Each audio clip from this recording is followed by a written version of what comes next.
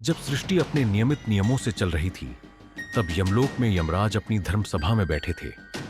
उनके सामने उनकी दिव्य कलम और धर्म पुस्तक खुली थी, जिसमें हर जीव के जन्म और मृत्यु का लेखा लिखा जाता है।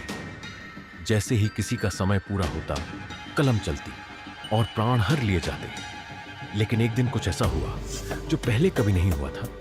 पृथ्वी पर एक बालक अपने माता पिता के साथ भगवान गणेश की भक्ति में लीन था।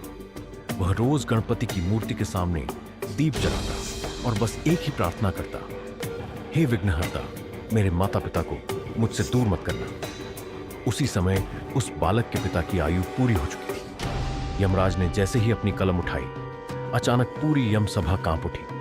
कलम रुक गई अपने आप। यमराज चकित रह गए। उन्होंने दोबारा प्रयास किया, लेकिन कलम फिर नहीं चली। तभी सभा में एक दिव्य प्रकाश प्रकट हुआ। लंबोदर, एकदम हाथी मुख वाले भगवान गणेश स्वयं खड़े थे। यमराज तुरंत सिंहासन से उतर पड़े। प्रभु, यह धर्म का नियम है। जिसे मृत्यु का समय आता है, उसे जाना ही होता है। गणेश जी शांत स्वर में बोले, आज नहीं धर्मराज, आज किसी की मृत्यु नहीं होगी। यमराज बोले, लेकिन प्रभु, अगर नियम टूटे तो सृष्टि का संतुलन। गणेश जी मुस्कुराए, मैं नियम तोड़ नहीं रहा, मैं कर्म को पूर्ण होने का अवसर दे रहा हूं। उन्होंने बताया कि उस व्यक्ति का एक अधूरा कर्म है, अपने पुत्र को धर्म, भक्ति और सेवा का मार्ग दिखाना। जब तक वह कर्म पूर्ण नहीं होगा, मृत्यु नहीं आ सकती।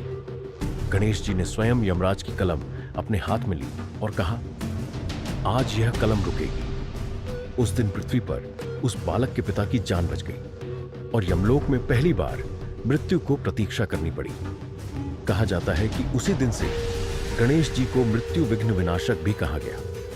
यह कथा मुद्गल पुराण, गणेश पुराण और तांत्रिक परंपराओं में संकेत रूप में मिलती है, जहां गणेश जी को यमराज से भी ऊपर कर्म के नियंत्रक के रूप में वर्णित किया गया है। इसलिए आज भी किसी शुभ कार्य से पहले पहले गणेश जी की पूजा होती है, क्योंकि जहां गणेश खड़े हो जाते हैं, वहां यमराज की कलम भी रुक जाती है।